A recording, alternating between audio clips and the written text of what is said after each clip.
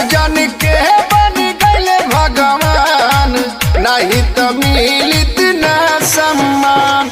जाति बिरादर के नमवा पर, जाति बिरादर के नमवा पर करत रहे सबे अपमान। बहुजन के बन गए भगवान, नहीं तो मिलित न सम्मान।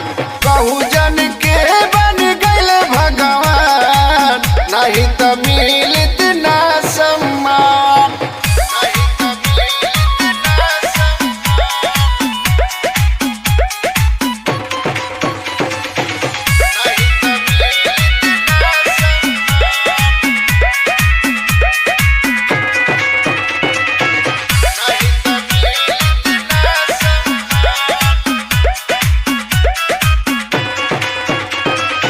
अंग्रेज से पहले पंडित ब्राह्मण देशवा में आइले, मूल निवासी के जाति में बाकी राज के अपनाइले।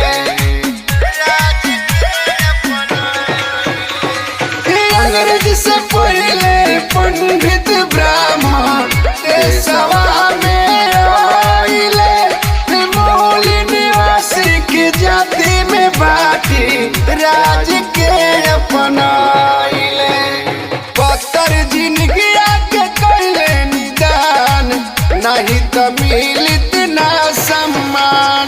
बहुजन के बन गए भगवान, नहीं तो मिलित न सम्मान।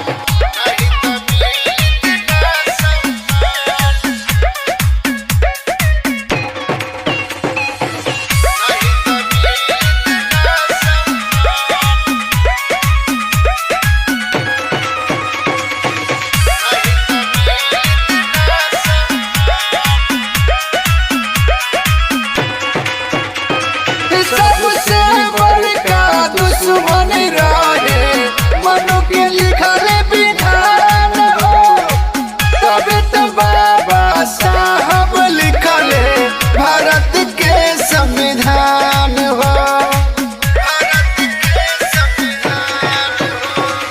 सबसे बड़का दुश्मन रहे मनु के लिखल विधान हो, तबे तो बाबा साहब लिखले भारत के संविधान हो।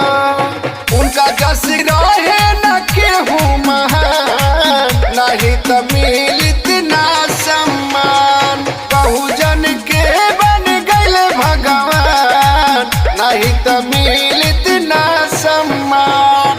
जाति बिरादर के नमवा पर, जाति बिरादर के नमवा पर करत रहे सबे अपमान। बहुजन के बन गए भगवान, नहीं तो मिलित न सम्मान।